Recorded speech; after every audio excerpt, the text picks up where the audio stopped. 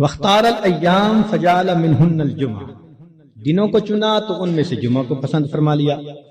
واختار الشہور فجعل منہن شہر رمضان، واختار اللیالی فجعل منہن لیلۃ القدر۔ تو جب اللہ رب العزت نے لیلۃ القدر کو اتنی عظمت بخشی اور اس مہینے کو اتنی عظمت بخشی، تو ہمیں بھی چاہیے کہ ہم اس مہینے کی برکتوں سے فائدہ اٹھانے والے بن جائیں۔ چنانچہ علامہ طبرانی رحمۃ اللہ علیہ مجموع الزوائد میں سید الشہور شہر رمضان و سید الایام یوم الجمعہ، نبی علیہ السلام اس مہینے کا انتظار فرماتے تھے۔ اس مہینے کی فضیلت کے لیے یہ کتنا عجیب پوائنٹ ہے کہ اللہ رب العزت کے پیارے حبیب صلی اللہ علیہ وسلم اس مہینے کا انتظار فرماتے تھے، دعا فرماتے تھے اللہم بارک لنا فی رجب و شعبان و بلغنا رمضان، اے اللہ ہمیں رجب اور شعبان میں برکت عطا فرما اور بخیریت ہمیں رمضان تک پہنچا۔ انسان وش کرتا ہے نا تو کسی بہت بڑی نعمت کے لیے وش کرتا ہے۔ اللہ کے حبیب صلی اللہ علیہ وسلم 2 مہینے پہلے سے دعا مانگتے تھے۔ جب بڑے کسی چیز کو بڑا کہیں تو واقعی بڑی ہوتی ہے۔ اللہ کے پیارے حبیب صلی اللہ علیہ وسلم نے اس مہینوں کو شہر عظیم کہا، بڑا مہینہ۔ چنانچہ مسلم شریف میں ابو ہریرہ رضی اللہ عنہ سے روایت ہے کہ الصلوات الخمس والجمعۃ الی الجمعۃ ورمضان الی رمضان مکفرات ما بینہن اذا اجتنبت الکبائر، اگر کبائر سے بچا جائے تو جمعے سے جمعہ 5 نمازیں اور ایک رمضان سے دوسرے رمضان تک کے جتنے گناہ ہوتے ہیں وہ سارے کے سارے اللہ تعالیٰ معاف فرما دیتے ہیں۔ چنانچہ کنز المال میں لکھا ہے کہ اذا سلمت الجمعۃ سلمت الایام، جمعہ اگر اچھے انداز سے کسی نے گزار لیا تو باقی دن بھی اس کے اچھے گزر جائیں گے۔ وَإِذَا سَلِمَ رَمَضَانُ سَلِمَتِ السَّنَةُ، اور جس نے رمضان اچھے انداز سے گزار دیا آنے والا پورا سال اس کا اچھا گزار دیا جائے گا۔ امام ربانی مجدد ثانی رحمۃ اللہ علیہ اپنے مکتوبات میں فرماتے ہیں کہ یہ رمضان کا مہینہ آنے والے سال کا ایک نمونہ ہوتا ہے۔ جس انداز سے بندہ گزارتا ہے اللہ تعالیٰ بقیہ سال انہی اعمال کی توفیق عطا فرما دیتا ہے۔ مثال کے طور پہ ایک نوجوان اگر چاہتا ہے کہ میں اپنی آنکھوں کا پرہیز کروں، غیر محرم سے اپنی آنکھوں کو بچاؤں، تو وہ رمضان میں اس کی مشق کر لے۔ اگر پورا رمضان غیر محرم سے نظر بچا لی، بقیہ پورا سال اللہ اس کو توفیق عطا فرما دے۔ آپ پورا رمضان تہجد کی پابندی کر لیجئے، تلاوت کی، اعمال کی پابندی کر لیجئے، اور پھر دیکھیے بقیہ پورا سال وہ کام کس طرح آسان ہو جاتے ہیں، اللہ تعالیٰ توفیق دے دیتے ہیں اس بندے کو۔ اس لیے ہمارے اکابر رمضان کو بہت اہتمام کے ساتھ گزارتے تھے۔ بلکہ بخاری شریف کی روایت ہے کہ ایک صحابیہ حج پہ جانا چاہتی تھی، خامن نے نہ کر دی۔ پوچھا بھی کیوں؟ اس نے کہا سواری نہیں ہے۔ اس نے کہا فلاں اونٹ تو ہے۔ اس نے کہا وہ میں نے صدقے کی نیت کر لی، اب وہ میرا نہیں، وہ اللہ کا ہے، اب میں تمہیں نہیں لے کے جا سکتا۔ خاموش ہو گئی۔ خامن جب حج کر کے واپس آیا تو وہ عورت نبی علیہ السلام کی خدمت میں حاضر ہوئی۔ اے اللہ کے حبیب صلی اللہ علیہ وسلم، میرا بڑا جی چاہتا تھا میں حج کروں، مگر میرے خامن نے کہا کہ سواری نہیں، اور میں نے صدقے کا اونٹ تھا بتایا تو اس نے کہا میں اس کو نہیں استعمال کر سکتا۔ تو نبی علیہ السلام نے پہلے تو خامن کو سمجھایا کہ دیکھو یہ حج کا عمل بھی اللہ کے راستے میں جانے والا عمل تھا، تم اگر اس اونٹ پر اس کو یہ حج کروا دیتے تو اس میں کوئی حرج نہیں تھا، مگر ساتھ ہی یہ فرما دیا اس عورت کو کہ اچھا اب تم رمضان میں عمرہ کر لینا، اللہ تعالیٰ تمہیں میرے ساتھ حج کرنے کا ثواب عطا فرمائے۔ یہ بخاری شریف کی بات۔ تو رمضان مبارک کو اللہ رب العزت نے ایسی فضیلت عطا فرمائی۔ چنانچہ کنز المال میں ہے کہ اذا کان اول لیلۃ من شہر رمضان صفدت الشیاطین ومردت الجن، کہ جب رمضان کی پہلی رات آتی ہے تو شیاطین، سرکش جن، ان کو قید کر دیا جاتا ہے، باندھ دیا جاتا ہے۔ خبردار میرے پیارے حبیب صلی اللہ علیہ وسلم کے امتیوں کے روزوں کو تم خراب نہ کر سکو، تو شیاطین کو باندھ دیا جاتا ہے۔ وغلقت ابواب النار فلم یفتح منها باب، جہنم کے سارے دروازے بند کر دیے جاتے ہیں، پورا رمضان بند رہتے ہیں، وفتحت ابواب الجنت فلم یغلق منها باب، اور جنت کے سارے دروازے کھول دیے جاتے ہیں اور ان دروازوں کو پورا مہینہ بند نہیں کیا جاتا۔ سبحان اللہ، اللہ رب العزت اس مہینے میں جنت کی سیل لگاتے ہیں۔ وَيُنَادِي مُنَادٍ كُلَّ لَيْلَةٍ، اور ایک ندا دینے والا فرشتہ ہر رات یہ ندا دیتا ہے، یا باغی الخیر اقبل، اے نیکی کے متلاشی آگے بڑھ۔ ابتغاء سے ہے یہ لفظ، باغی الخیر۔ وَيَا بَاغِيَ الشَّرِّ اقصر، اے برائی کے تلاش کرنے والے تھم جا، رک جا۔ وَلِلَّهِ عُتَقَاءٌ مِّنَ النَّارِ وَذَلِكَ كُلَّ لَيْلَةٍ، ہر رات میں اللہ تعالیٰ جہنم سے جہنمیوں کو بری فرما دیتے ہیں۔ اب یہاں طالب علم کے ذہن میں ایک سوال پیدا ہوتا ہے کہ رمضان مبارک میں شیاطین تو قید ہو گئے، پھر کیوں برائیاں ہوتی ہیں، غفلتیں ہوتی ہیں؟ تو علماء نے اس کے کئی جواب دیے۔ ایک جواب تو انہوں نے دیا بھئی بڑے شیاطین تو قید ہو گئے، اب چھوٹے شتونگڑے بھی تو ہیں، اور ہم اتنے غافل کہ شتونگڑے ہی کام دکھا جاتے ہیں۔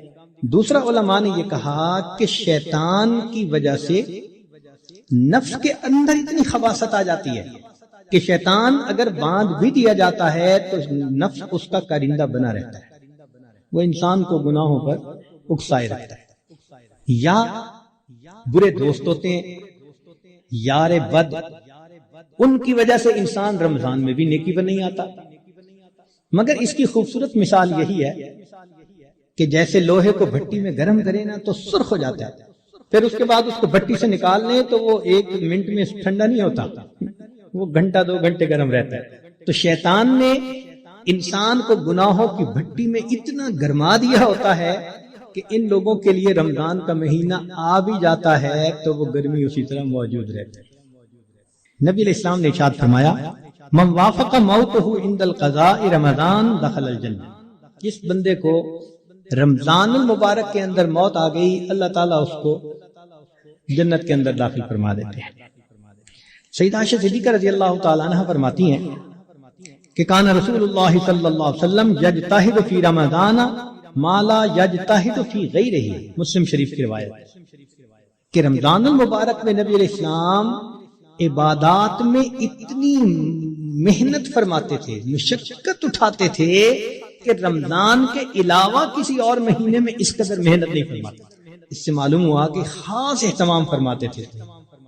ایک اور روایت ہے بہقی کی، سیدہ عائشہ صدیقہ رضی اللہ عنہا فرماتی ہیں کہ کان رسول اللہ صلی اللہ علیہ وسلم اذا دخل رمضان، کہ جب رمضان کا مہینہ آتا تھا، شد میں ازارہ، نبی علیہ السلام اپنی تہبند کو کس کے باندھ لیتے تھے، ثم لم یأت فراشہ حتی ینسلخ، پھر پورا مہینہ گزرنے تک اپنے بستر پر واپس نہیں آیا کرتے تھے۔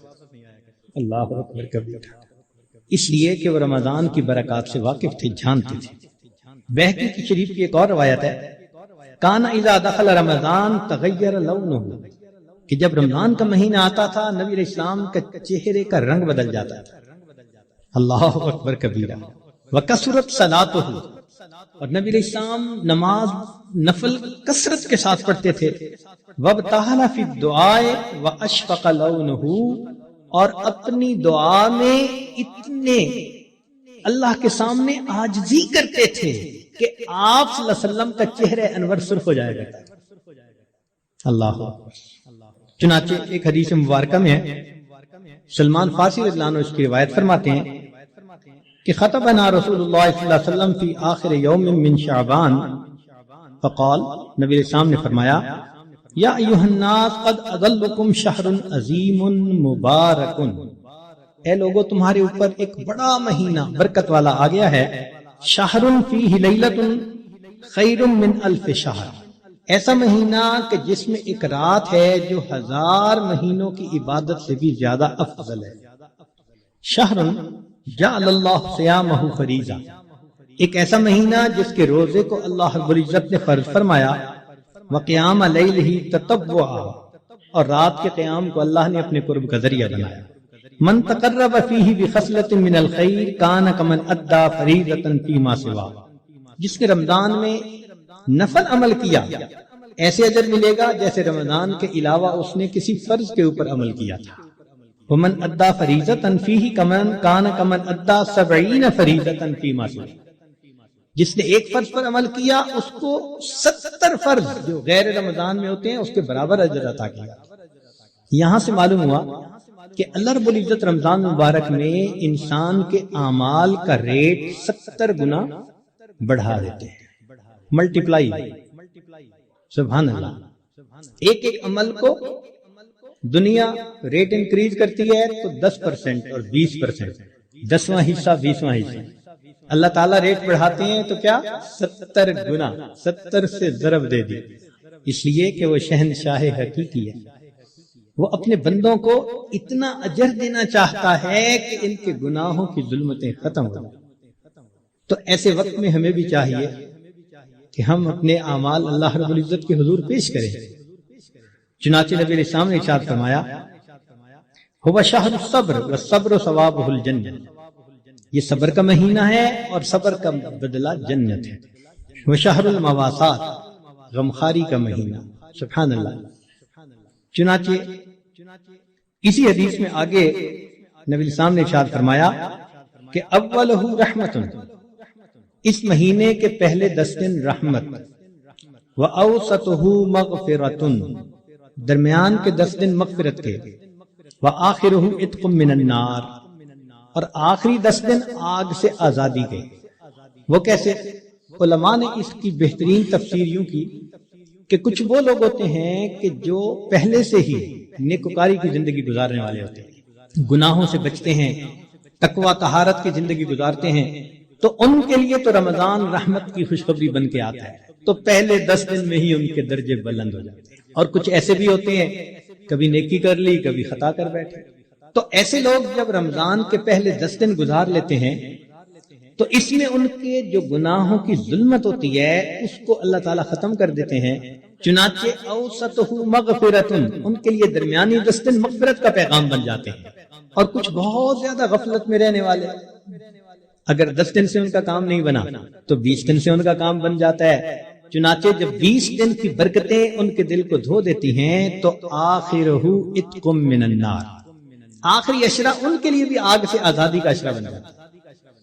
معلوم ہوا کہ اس مہینے میں تھوڑا غافل ہو یا زیادہ غافل، ہر بندے کی مغفرت کا اللہ تعالیٰ انتظام فرماتے ہیں۔ ہاں، بندے کو خود کوشش کرنی چاہیے۔ اگر کوئی آدمی خود ہی بے توجہ بن کر زندگی گزارے اور رمضان کا احترام ہی نہ کرے تو وہ تو پھر اپنا قصور ہے نا، ورنہ جس کو احساس ہو گیا کہ مجھے رمضان مبارک کے اس مہینے میں اللہ کا قرب حاصل کرنا ہے، اس مہینے کی برکتیں اتنی ہیں کہ ایک لمحے کی برکت انسان کو ولی بنانے کے لیے کافی ہے۔ امام ربانی مجدد ثانی رحمۃ اللہ فرماتے ہیں مکتوبات میں کہ اے کاش پورے سال کی برکتوں کو رمضان المبارک کی برکتوں کے ساتھ وہ نسبت ہوتی جو ایک دریا کو سمندر کے ساتھ ہوتی ہے، مگر وہ بھی نہیں ہے۔ اس مہینے کی برکتیں اتنی زیادہ ہیں، اللہ اکبر کر کے۔ چنانچہ نبی علیہ السلام نے ارشاد فرمایا کہ وَاسْتَكْثِرُوا فِيهِ مِنْ 4 خصال، 4 اعمال اس مہینے میں زیادہ کرو۔ خصلتین تردون بہما ربکم وخصلتین لا غناء بکم عنہما، 2 عمل تو ایسے ہیں کہ جن سے تم اپنے رب کو راضی کرو، اور 2 عمل ایسے ہیں کہ تمہیں اس کے سوا چارہ ہی نہیں، مجبوری ہے تمہاری۔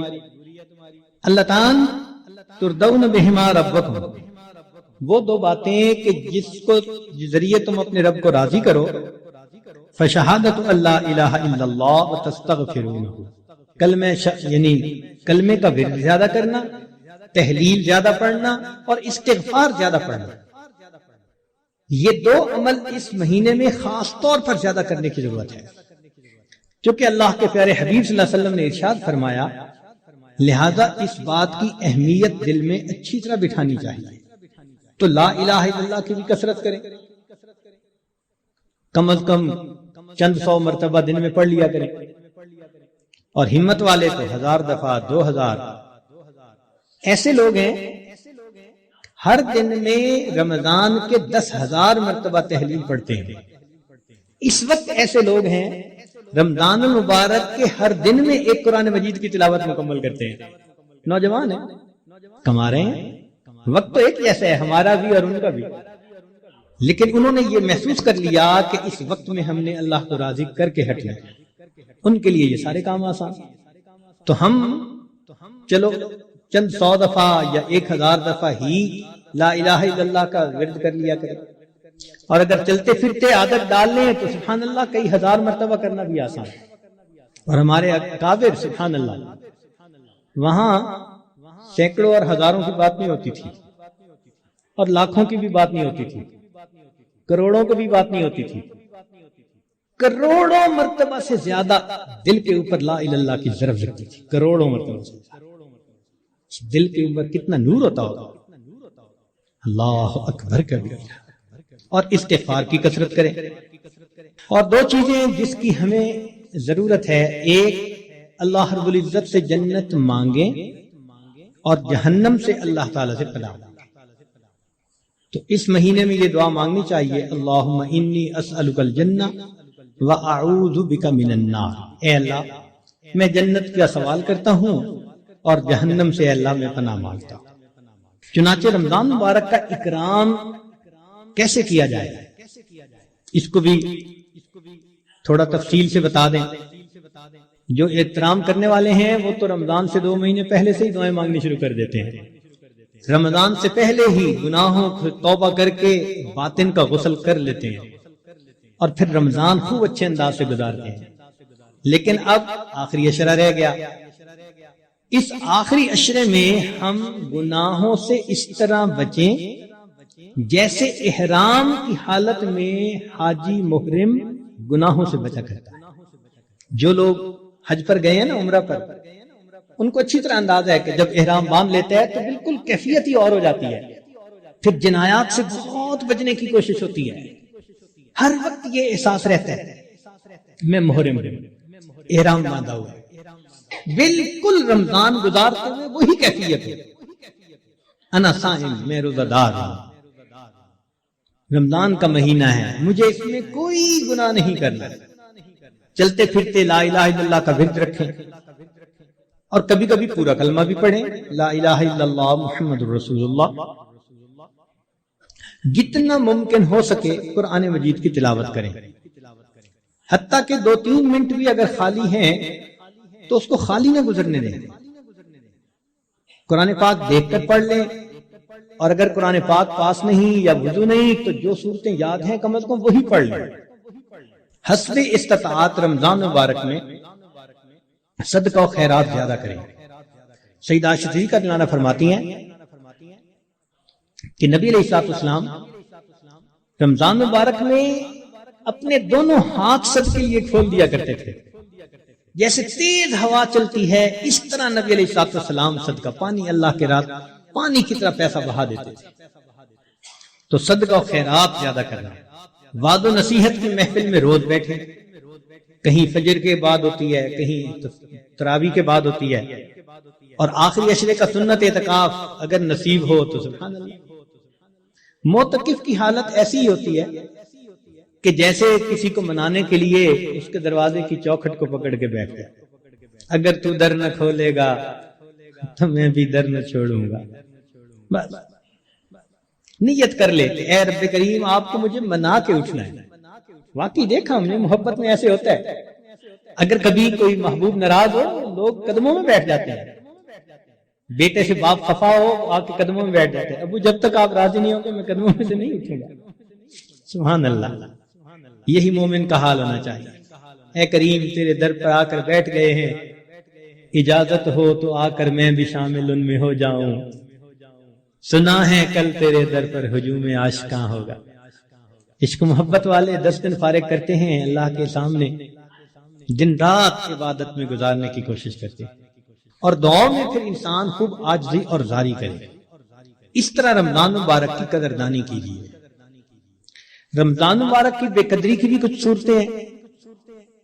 مثال کے طور پہ بعض لوگ رمضان کے روزے رکھنے کا اہتمام نہیں کرتے, یہ رمضان کی بے قدری ہے. اور کئی مرتبہ سحری کھا کے سو جاتے ہیں کہ میں تھوڑی دیر ذرا آرام کر لوں، اٹھ کے فجر پڑھوں گا، اور شیطان کو نماز قضا کروانے کا موقع مل جاتا ہے۔ یہ رمضان مبارک کی بے قدری ہے۔ اسی طرح افطاری کے انتظار میں باجماعت نماز چھوڑ بیٹھتے ہیں، یہ بھی رمضان مبارک کی بے قدری ہوئی۔ بعض لوگ رمضان المبارک میں خبروں کے نام پر ٹی وی دیکھتے ہیں، غیر محرم عورتوں پر نظر پڑتی ہے، بازار سے گزرتے ہوئے اپنی نگاہ کا احتیاط نہیں کرتے، یہ بھی رمضان مبارک کی بے قدری ہوئی۔ اخبار بینی کے شوق میں تصاویر بھی دیکھتے ہیں، یا بعض لوگوں کو دیکھا کہ بھوک سے بچنے کے لیے یا پیاس کے احساس سے بچنے کے لیے ڈائجسٹ پڑھنا شروع کر دیتے ہیں، ناول، افسانے، کہ وقت گزر جائے۔ تو وقت گزاری کے لیے ڈائجسٹ جیسی کتابیں اور اس طرح کی کتابوں کا پڑھنا یہ بھی رمضان مبارک کی بے قدری ہے۔ اس سے تو بہتر تھا کہ آپ قرآن مجید کی تلاوت کر لیتے۔ اور بعض مرتبہ عورتیں گھر کے کام کاج میں لگی ہوتی ہیں تو وہ وقت گزاری کے لیے موسیقی والی قوالی لگا دیتی ہیں، اور ایسی آج کل قوالیاں بن بھی خوب رہی ہیں گانوں کی طرز پر۔ بھئی کوئی بیت الخلاء کے طرز پر مسجد بنا دے تو آپ کو خوشی ہوگی، دیکھ کے غصہ آئے گا نا۔ تو اگر کوئی نعت بنانی تھی تو ضروری ہے کہ گانے کی طرز پر بنانی ہوتی ہے؟ خدا کے بندو، تو اس قسم کی قوالیاں جن میں ساز ہو، موسیقی ہو، وہ حرام ہوتی ہیں۔ نبی علیہ السلام نے ارشاد فرمایا، میں آلات موسیقی کو توڑنے کے لیے مبعوث ہوا ہوں۔ انسان بہت پریشان ہوتا ہے کہ 99 عورتوں میں سے ایک عورت جنت میں جائے گی اور باقی ساری کی ساری جہنم میں، لیکن نبی علیہ السلام نے چونکہ ارشاد فرمایا تو بات 100% سچی ہے۔ اب فکر مند ہونے کی ضرورت ہے کہ عورتیں اتنی کثرت کے ساتھ جہنم میں کیوں جائیں گی۔ چنانچہ اس کی چند وجوہات جو ہمیں سمجھ میں آتی ہیں وہ یہ ہیں کہ ایک تو ان میں تعویذ اور کالا علم وغیرہ کرنے کرانے کی عادت بہت ہوتی ہے۔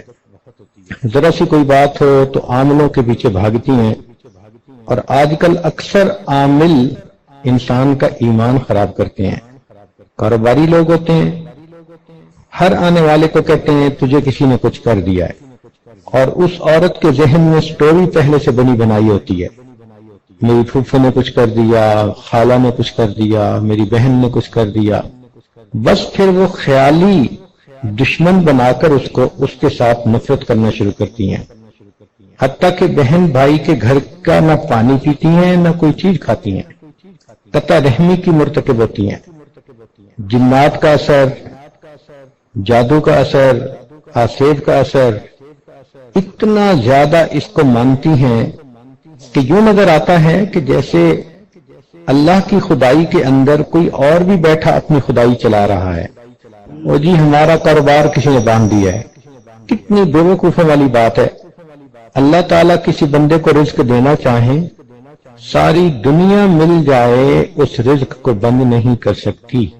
اللہ تعالیٰ رزق نہ دینا چاہیں، ساری دنیا مل جائے اس بندے کو رزق دے نہیں سکتی۔ اللہ رب العزت قادر مطلق ہیں۔ تو یہ عقیدہ بنا لینا کسی نے جی ہمارا کاروبار باندھ دیا ہے، کس قدر واہیات بات ہے۔ ایمان کا جنازہ نکل جاتا ہے ان باتوں سے۔ اس لیے ایسے عقیدے دل میں رکھ کے اور ایسی باتیں دل میں رکھ کے اپنا ایمان گنوا بیٹھتی ہیں۔ اس لیے عورتوں کو چاہیے عاملوں کے پاس جانے سے توبہ کریں، جتنی مرضی پریشان ہو یہی سوچا کریں کہ یا تو یہ میرے عملوں کا نتیجہ ہے یا میرے رب کی طرف سے امتحان ہے۔ بس ان دونوں صورتوں میں مجھے توبہ استغفار کرنا ہے۔ اللہ تعالیٰ مغیر الاحوال ہیں، وہ میرے حالات کو خود ہی ٹھیک کر دیں گے۔ تو اپنے عقیدے کو خراب کر بیٹھتی ہیں، یہ ایک بنیادی وجہ ہوتی ہے۔ اور پھر اس کی وجہ سے پتہ تو ہوتا نہیں کہ کس نے کیا کیا، لہذا قریبی رشتہ داروں کے بارے میں دل میں کینہ رکھتی ہیں کہ فلاں نے کچھ کر دیا ہوگا، اور یوں قطع رحمی کی مرتکب ہوتی ہیں۔ ایک عورت نے ایک مرتبہ فون پر پوچھا میری یہ پریشانی وہ پریشانی، مجھے لگتا ہے کسی نے کچھ کر دیا ہے. تو میں نے کہا ہاں مجھے بھی لگتا ہے کسی نے کچھ کر دیا ہے. تو بڑی خوش ہو گئی کہ حضرت جی نے میری بات کی تصدیق کر دی. میں نے کہا کہ مجھے لگتا ہے کہ آپ کے نفس نے کچھ کر دیا ہے. اب جب بات شروع کی کہ یہ انسان کے اپنے گناہوں کا وبال ہوتا ہے، قرآن عظیم الشان اللہ تعالیٰ ارشاد فرماتے ہیں ما اصابکم من مصیبت فبما کسبت ایدیکم، جو تمہیں مصیبت پہنچتی ہے وہ تمہارے اپنے ہاتھوں کی کمائی ہوتی ہے. اب اس کا دماغ صاف ہوا، کہنے لگی جی میں تو لوگوں سے دشمنی دل میں لے کے پھر رہی تھی، آپ نے مجھے سمجھا دیا کہ اصل دشمن تو میرا اپنا نفس ہے جو مجھے گناہ کرواتا ہے. تو ایک بنیادی وجہ جادو ٹونا تعویذ جنات کے پیچھے لگ کے اس قسم کے الٹے سیدھے فیصلے دل میں رکھ لینا اور خیالی طور پر لوگوں سے کینہ رکھنا اور ان کی دشمنی دل میں رکھنا. ایک وجہ یہ بھی ہے کہ حالات سے پریشان ہو کے مزارات پہ جاتی ہیں اور وہاں جا کر بہت شرکیہ عمل کرتی ہیں. یہ چیز بھی عورتوں کے جہنم میں جانے کا سبب بنتی ہے. نبی علیہ الصلوۃ والسلام سے پوچھا گیا کہ عورتیں اتنی جہنم میں کیوں جائیں گی؟ نبی علیہ الصلوۃ والسلام نے دو باتیں بتائیں. فرمایا ایک تو لعنت ملامت بہت کرتی ہیں اور واقعی چھوٹی چھوٹی بات پہ کوئی نہ کوئی عیب جوئی کر لیتی ہیں. اور رہ گئی بات خامد کی، وہ تو جتنا اچھا ان کے ساتھ رہنے کی کوشش کرے بس ایک دفعہ تھوڑی اونچ نیچ ہو جائے اس کے سب کی ایک رائے پہ پانی پھیر دیتی ہیں. میں نے تو آپ کے گھر میں آ کے کبھی کچھ خیر دیکھی ہی نہیں، آپ نے تو مجھے ساری زندگی ستا کے رکھا. وہ محبت کے لمحات، وہ خوشیوں کے لمحات، وہ سب بھول جاتی ہیں، پانی پھیر دیتی ہیں. یہ جو ہے نا خامند کی ناشکری، یہ تو بہت عورتوں میں ہوتی ہے. بھائی جتنی غلطی ہو اتنا ہی کسی کو برا سمجھنا چاہیے. ایک غلطی پر اس کے سب اچھائیوں کو تو برائیاں نہیں بنا دینا چاہیے. اور جب ان کو سمجھایا جائے تو آگے سے جو ہم نے تو جی ناز میں یہ بات کر دی تھی. بھئی کر تو دی تھی نا، زبان سے بات نکل تو گئی تھی، نامہ اعمال میں لکھی تو گئی تھی نا. اب فرشتوں نے یہ تھوڑا لکھنا ہے کہ اس نے ناز میں یہ بات کر دی. اور پھر کبھی کبھی پتہ کیا جواب دیتی ہیں، اور جی میں نے تو اوپر اوپر سے بات کی تھی. یہ اوپر اوپر کی بات ہمیں آج تک سمجھ میں نہیں آئی. بھئی جب آپ کی زبان سے الفاظ نکلے خاوند کی ناشکری کے تو اوپر اوپر سے بات کا کیا مطلب؟ یہ سب شیطان کے بہکاوے ہیں. ایسی باتیں نہیں کرنی چاہیے جو انسان کے کیے ہوئے عملوں کو ضائع کر دے. یہ جو نعمت کی ناشکری ہوتی ہے اس کی وجہ سے اللہ تعالیٰ بندے کو نعمتوں سے محروم فرما دیتے ہیں. اس لیے حدیث پاک میں عورت کو ناقصات العقل کہا گیا ہے کہ عورتیں عقل کی ناقص ہوتی ہیں. اب یہ جو عقل کی ناقص کہا گیا اس کا کیا معنی؟ اس کا معنی یہ نہیں ہوتا کہ یہ بے وقوف ہوتی ہیں، عقلی اعتبار سے ان میں سمجھ نہیں ہوتی. نہ، عورتیں اتنی عقل مند اور سمجھدار ہوتی ہیں کہ اچھے بھلے بندے کی سٹی کو گم کر دیتی ہیں، ٹگنی کا ناچ نچا دیتی ہیں بندے کو. عام طور پر ہم نے دیکھا کہ بچیوں کے رزلٹ میں ان کے نمبر زیادہ ہوتے ہیں بنسبت بچوں کے، تو پھر ان کو کیوں ناقصات العقل کہا گیا؟ تو اس راز کو سمجھنے کی ضرورت ہے. ناقصات العقل اس لیے کہا گیا کہ ان کے جذبات ان کی عقل پر غالب آ جاتے ہیں، لہذا جس سے محبت کرتی ہیں اتنا چاہیں گی کہ جی کرے گا کہ ساری دنیا کے لوگ مر جائیں اور گلیوں میں بس یہ چلے. اور اگر کسی سے نفرت کریں گی ذرا سی بات پہ تو جی چاہے گا یہ زمین کے اوپر کیوں ہے، ابھی زمین کھل جائے اور یہ زمین کے نیچے چلا جائے. اس قدر ان کے اندر شدت ہوتی ہے اور یہ شدت ان کے عقل کو ناقص کر دیتی ہے. یہ فیصلے اچھے نہیں کرتی. پھر چنانچہ ہم نے کئی مرتبہ یہ تجربہ کیا، اچھے خاندان کی لکھی پڑھی لڑکی اب کسی بدکار قسم کے لڑکے نے اس کے ساتھ تعلق جوڑ لیا نہ وہ لڑکا کسی اچھے خاندان سے ہے، نہ وہ کوئی کام کرتا ہے، نہ اس کی تعلیم ہے، نہ کوئی اس کی پرسنالٹی ہے، کوئی جوڑ نہیں بنتا دونوں کا۔ ماں باپ سمجھا سمجھا کے تھک جاتے ہیں، کہتی ہے نہیں میں نے تو اسی سے شادی کرنی ہے۔ اب اس کو جتنا مرضی سمجھائیں کہ بھئی اس کے پاس نہ گھر ہے، نہ در ہے، نہ نوکری، کہاں سے کھائے گا تمہیں، کھلائے گا، سپورٹ کیسے کرے گا تمہیں، کہتی ہے بس میں گزارا کر لوں گی۔ تو یہ جذبات ان کے اوپر اتنا دودھ کی طرح اس کا سفید رنگ، اتنے پیارے اس کے بال، اتنا خوبصورت اس کی آنکھیں، جو اس کو دیکھتا تھا لٹو ہو جاتا تھا۔ ہر عورت اس کو آ کے دیکھتی تھی۔ کہنے لگا کہ میرے گھر میں عورتوں کا، محلے کی عورتوں کا مجمع لگا رہتا تھا۔ عورتیں کہتی تھیں کہ اس کے گھر کے قریب سے ہم گزرتی ہیں، ہمارا دل چاہتا ہے ہم اس بچی کو دیکھیں، ہم بچی کو دیکھنے کے لیے آئے ہیں۔ کہنے لگی وہ بچی ذہین بھی اتنی تھی کہ بلا کی ذہین۔ اس کو میڈیکل میں داخلہ مل گیا اور وہ میری بیٹی ڈاکٹر بن گئی، اور ڈاکٹر بھی ایسی کانفیڈنٹ تھی کہ سرجن ڈاکٹر بنی۔ کہنے لگا خوبصورت بھی تھی اور قابل بھی تھی، سرجن ڈاکٹر بھی تھی۔ اس کو ہاسپٹل میں ایک بہت اچھی جاب مل گئی۔ اب جب اس کی عمر 28 سال ہوئی تو میں نے اس کے لیے رشتے ڈھونڈنے شروع کیے۔ کہنے لگے رشتے کا نام لینا تھا کہ رشتوں کی تو بھرمار لگ گئی۔ ہمارے پاس اس بچی کے لیے 100 رشتے تقریباً آئے۔ اب ہم میاں بیوی پریشان تھے، کس کو ہاں کرے اور کس کو نہ کرے۔ یہ وزیر کا بیٹا ہے، یہ امیر کا بیٹا ہے، یہ فیکٹری والے کا بیٹا ہے، یہ بزنس مین کا بیٹا ہے، اور بڑے بڑے نامی گرامی خاندانوں کے رشتے بیٹی کے لیے۔ ہم چاہتے تھے کہ کوئی رشتہ فائنل کر دیں، مگر میری بیٹی کے اندر عجب اور تکبر بہت تھا۔ جو رشتہ آتا وہ کوئی نہ کوئی اس کے اندر عیب نکال دیتی۔ یہ لڑکا تو دیہاتی نظر آتا ہے، میں اس سے شادی نہیں کروں گی۔ اور کئی مرتبہ کہتی لڑکا تو ٹھیک ہے، ڈاکٹر ہے، مگر اس لڑکے کی ماں دیہاتی ہے، میرا گزارا نہیں ہوگا۔ لڑکے کی ماں دیہاتی ہے، اس پہ رشتہ نہ کر دیتی۔ کہنے لگے کہ 2-4 سال تو اسی طرح گزر گئے۔ روز کا کام تھا، رشتے آتے اور بچی نہ کر دیتی، اور ہمیں رشتے پسند بھی آتے کہ لڑکا سمجھدار ہوتا، تعلیم یافتہ ہوتا، اور اچھا اس کا کام کاروبار ہوتا، مال پیسے والا ہوتا، سارے وسائل اس کے پاس ہوتے، مگر بچی کا دل مطمئن نہیں ہوتا تھا۔